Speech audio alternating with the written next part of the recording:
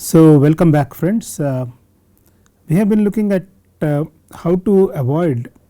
So, we were looking at scattering problems again in quantum in relativistic quantum sector.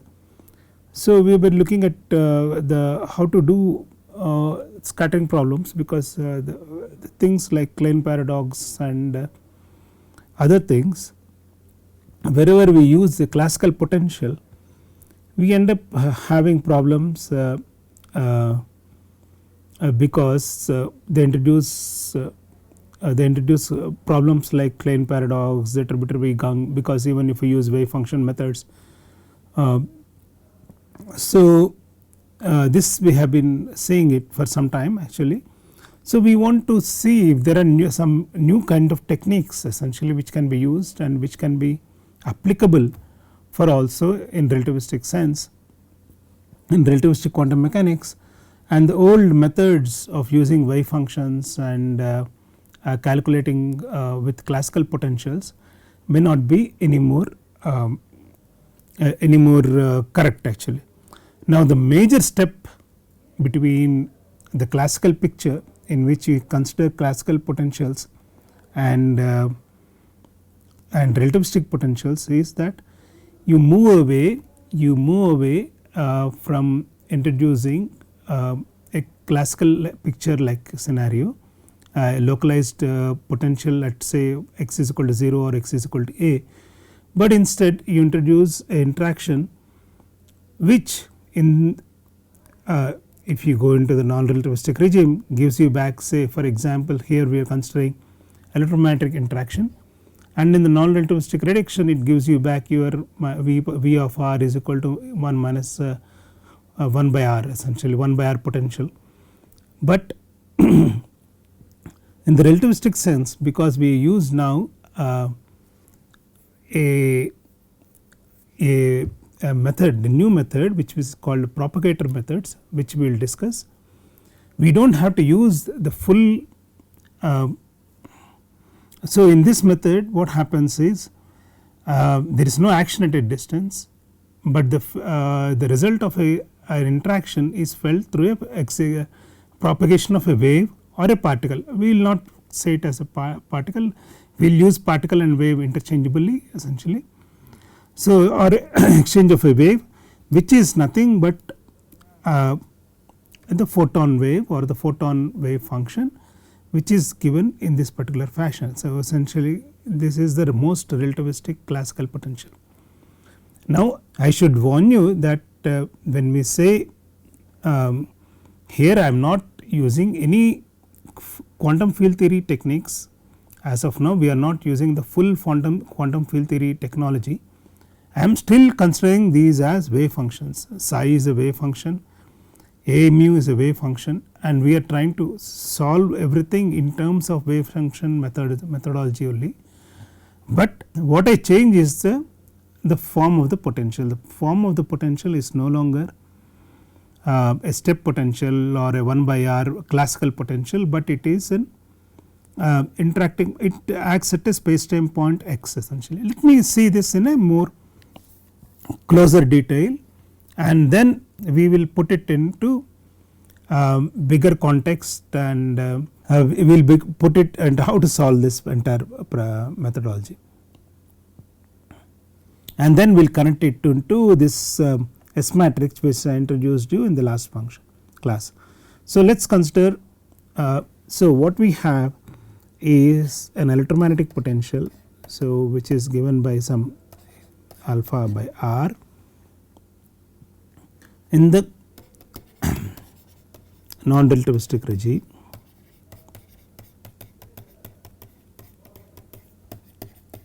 So, let us consider these particular interactions. We can consider this for any other interaction also, but let us consider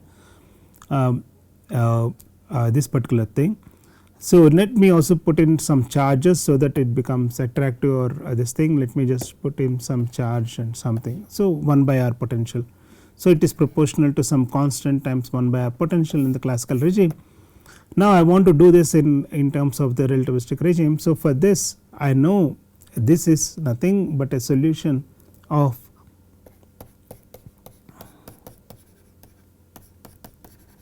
in the relativistic form, okay, and this is nothing but the solution for this, but I am putting an electron in this potential, okay. This gives you this essentially in the, you know that when you study in classical electrodynamics,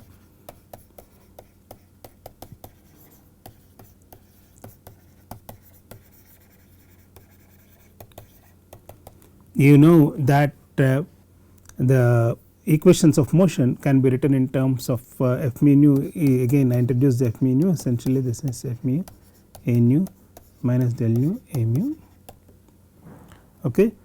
You know this, you can solve the Poisson's equations, and this gives me box of A mu is equal to 0, and this is the equation of motion for the A mu wave function or the photon wave function.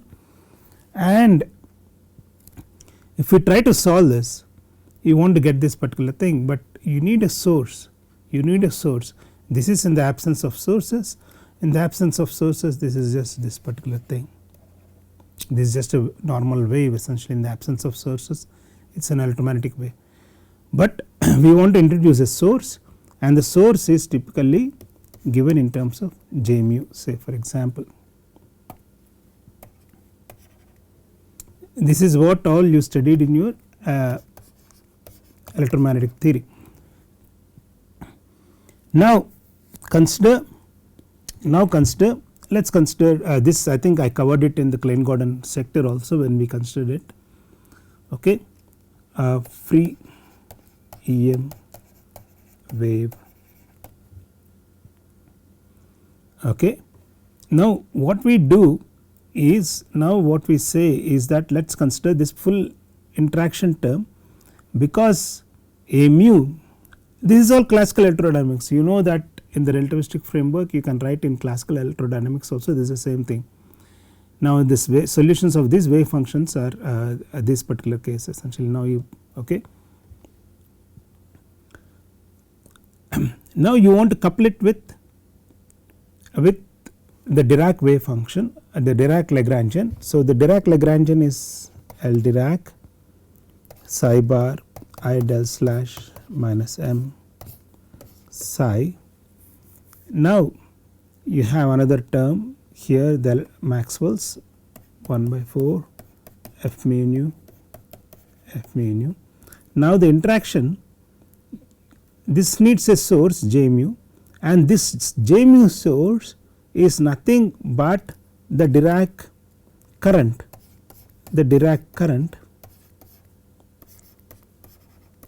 which couples to this thing essentially in terms of some current coupling constant, essentially in terms of some coupling constant. This is nothing but your source for your electromagnetic field essentially, or the electromagnetic wave. This is acts as a source, and this J mu transforms like a vector. This as we have seen already, this acts like a source to this particular thing, and so you have an electromagnetic wave in the presence of its sources, in the presence of the sources. Now what does so this is, there is a coupling constant here sitting here, there is a coupling constant sitting here. Now this is the thing. Now if you take these equations, the Lagrangian L Dirac plus electromagnetic theory essentially, which is nothing but your QED Lagrangian. So the QED Lagrangian at the classical level, we are still solving QED Lagrangian, but we are solving it not like in quantum field theory. We are treating psi as wave functions, Dirac wave functions, A mu as wave functions of this thing, but we are going to use a different technology. The technology we said is called propagator theory.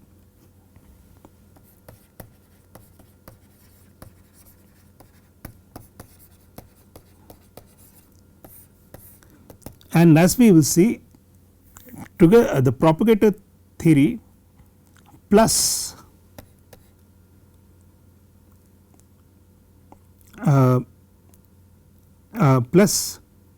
Feynman-Steckelberg interpretation of antiparticles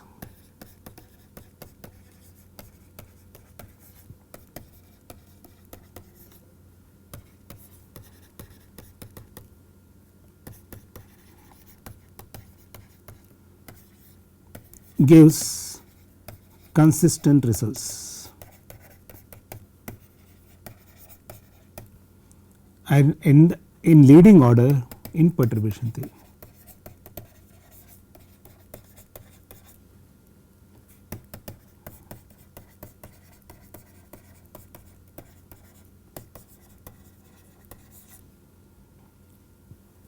So, why we were learning? So, we said that the old method using quantum mechanical methods will give you problems. Okay. So, now what we are introducing is a new method which gives you correct answers, but it gives you correct answers at leading order in perturbation theory. But what I mean by leading order is as we will see, and it also leads to consistent diagrammatic approach, which we will call it as a Feynman diagrammatic approach. So, you do not need the full quantum field theory to understand the physics behind what is happening here essentially. So, if you want to calculate something called the first order calculations, leading order perturbation theory, you do not need the full quantum field theory, you can still start using Feynman diagram, meaning just tree level calculations, as they call, these are called tree level diagrams. You do not need full quantum field theory, you can calculate just with relativistic quantum mechanics and the sense solutions of the Dirac equation and everything. Now, if you go to higher order in perturbation theory, okay, if you go into higher order and solutions of the electromagnetic wave equation, which you also will, okay. If you go into higher order in perturbation theory, you will end up having problems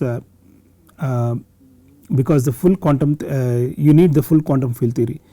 This approach is not completely sufficient, but this approach gives you all the physics which we will require, essentially all the physics which we will require. Now, before going into the propagator theory, I will start with simple analysis of propagator theory. I just wanted to say, now just take this Lagrangian,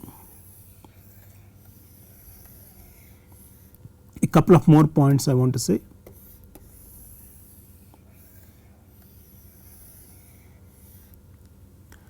So, the couple of points I want to say is that if you take this Lagrangian and derive the equations of motion, let us take to derive the equations of motion.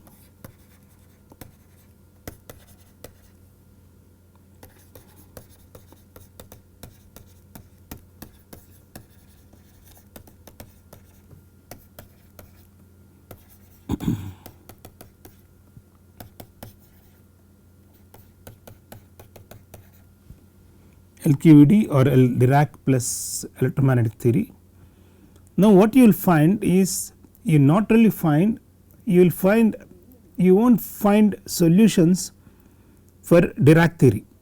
What you find, not for free Dirac equation, what you will find solutions are Dirac equation plus an interaction term. Dirac equation, no, let us just see it from here itself, you can see, okay. So, we can see, so you can see this particular thing, the moment you get a derivative with psi or psi bar or whatever it is, essentially you see that you have a Dirac equation with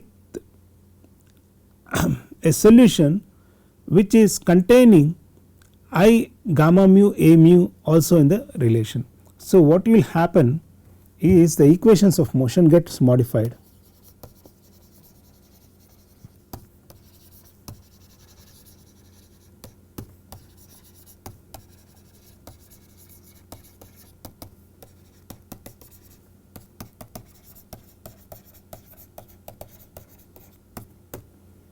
So, the equations of motion gets modified, okay. So, you have your standard Dirac equation to be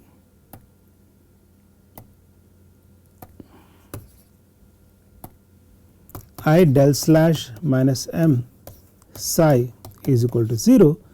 This gets modified to I d slash minus m psi is equal to 0, where d slash is the covariant derivative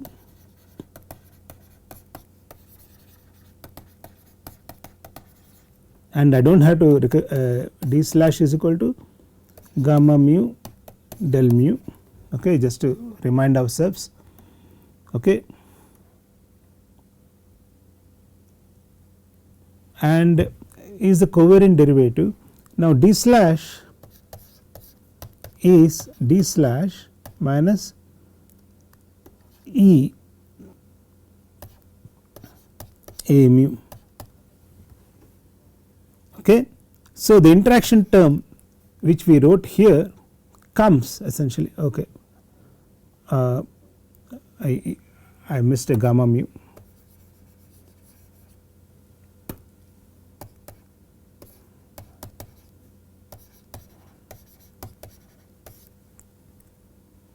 Okay.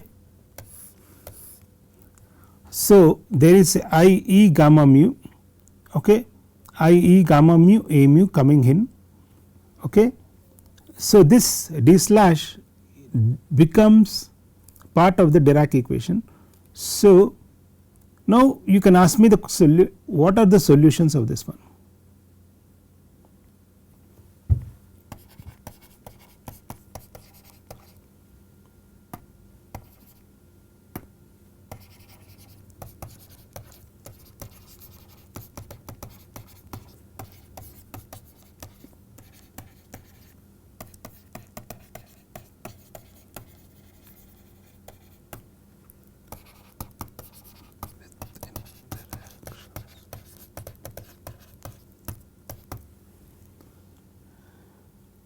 Now if you look at d slash, when you have to solve this Dirac equation, it gets modified with respect to interactions.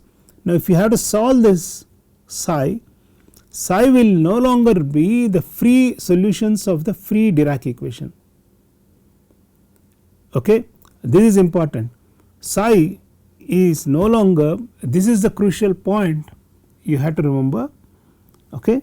Psi is no longer the solution of the free Dirac equation.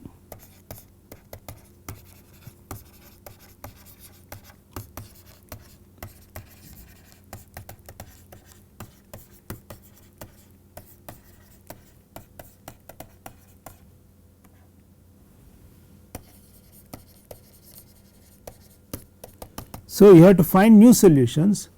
One has to find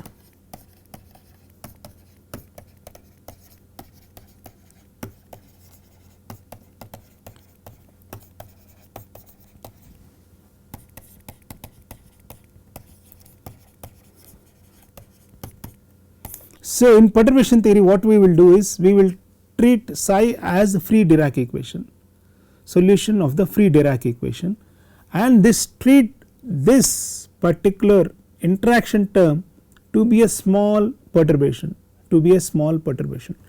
but in perturbation theory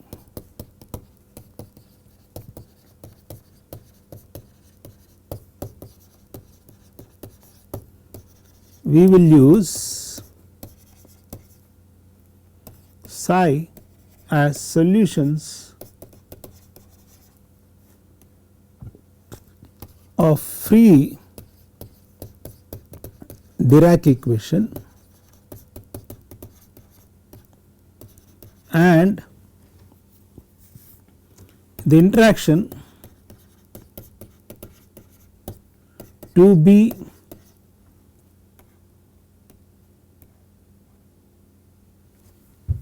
localized at a single space time point.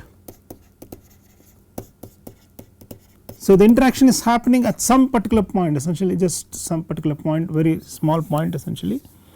So until they see the interaction the particles are free, so you want to treat them as free particles essentially, and there is at some space time point they see this interaction and then they see this interaction, and then during the interaction we do not solve full size, essentially we just treat it as something where we multiply the free particle wave equations with each other. Okay. The interaction we treat it as a perturbation theory where we multiply all the free particle wave functions with each other, and the solutions of f mu I will come to it in a second. Essentially I will come to that in the coming lectures essentially. And then so what you do, so we are going to treat them as free part solutions, the free particle solutions. So your particles are all free, you treat them as free particles, and the interaction is it is at some space time point, and these size are always going to be treated as this thing, and this will lead to problems later on. So making this approximation will lead to problems later on, as we will see. Okay. So we make this approximation that the equations of motion are not changed even in the presence of interaction, we are going to use free particles, and the interactions are just going to. So what I will do is I will put a particular point which I call it as a vertex is where interactions happen.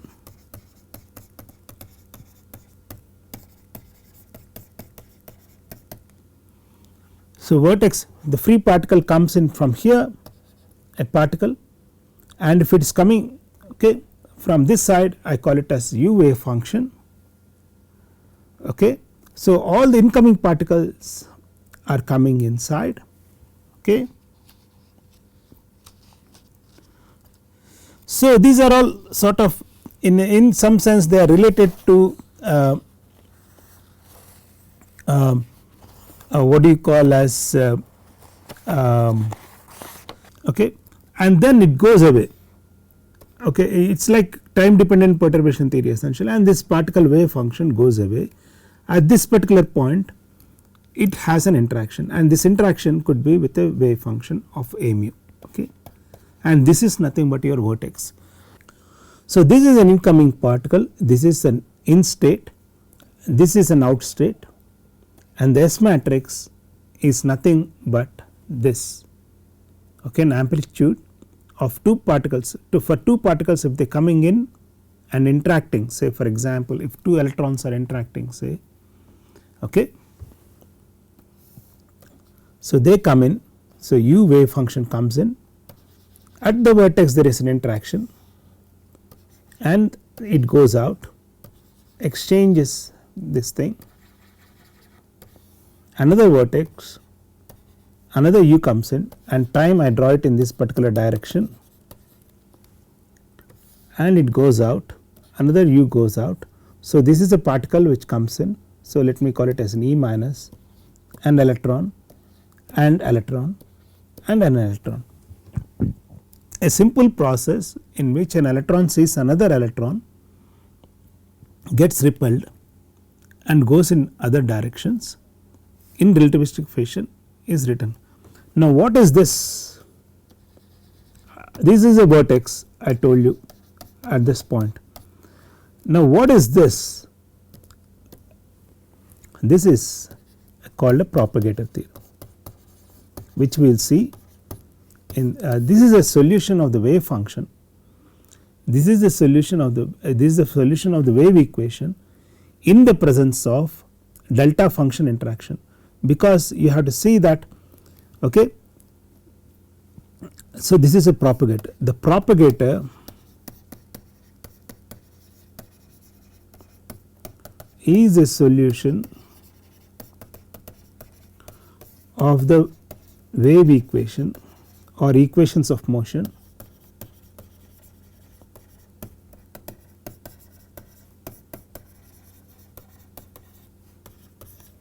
delta function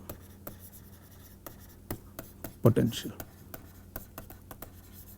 Why we can treat it as a delta function? Because like I said it is localized at a single space time point, okay. We are treating it as free particles, the free particles are coming in at a single space time point, you have this wave function, and this wave function it interacts with the photon wave function, this is the photon wave function,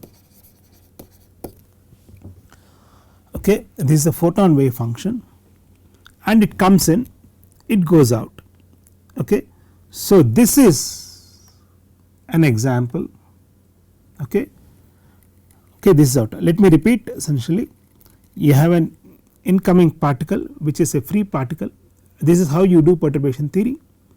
In propagator theory is essentially you do perturbations calculations in propagator theory. So this is the interaction term, 2 electrons and a photon wave function, but the photon wave function is not a regular free particle wave function, but it is a propagator wave function. And the propagator wave function is, you get the propagator wave function by introducing a delta function potential or a delta function localized source.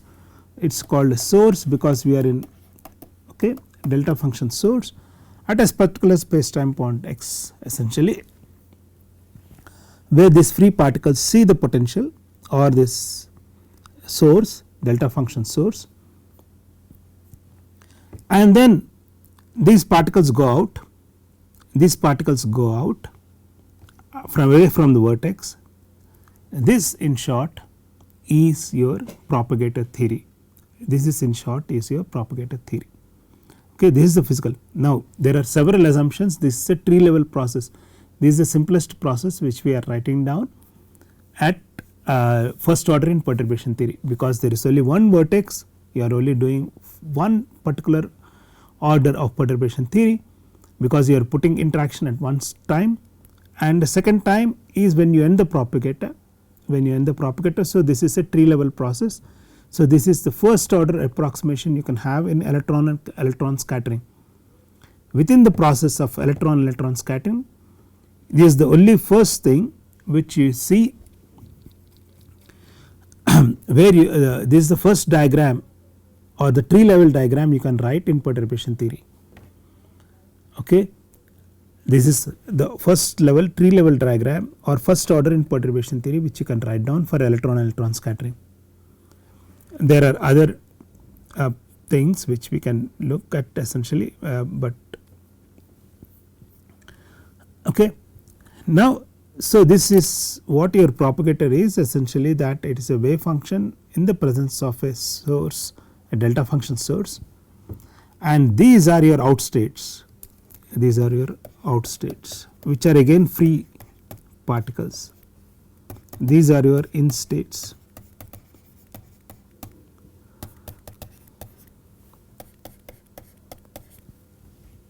These are yours. So in principle what we have seen is how we do perturbation theory in relativistic technology, in relativistic quantum mechanics, using propagator theory, and I will come to Feynman-Stackelberg theory of antiparticles in the coming lectures. Essentially together they give you consistent results at leading order, and this is nothing but the S matrix theory which I introduced you some time ago. That the S matrix is this particular thing, but in a quantum field theory it becomes a full fledged thing, essentially that you have the S matrix given to be as a process in which you have incoming states which are free particles essentially. So you have completely incoming states which are free, and the final states, okay, the final states is given by this particular thing. So this you can write quantum mechanically or figuratively as some process which takes your in states to S states through a unitary operator, and this S is a unitary operator which takes in states to out states in time, essentially in time if you want. It is a unitary operator which takes the in states to out states in the presence of interactions in general, but let us say in the presence of interactions, but this is in general actually, it has nothing to do with the interactions, you can just do general thing, but let us say also in the presence of interactions. Okay. So, this sort of settles the new method of calculating scattering. So, first step, okay, new method of scattering in the presence of relativistic quantum mechanics, in the relativistic quantum mechanics. Okay. I will stop here, I will continue in the next lecture. We will continue with the propagator theory, and then we will start seeing some examples, and then we will see how to calculate this process in the coming lectures essentially. Yes. Okay. Thank you very much.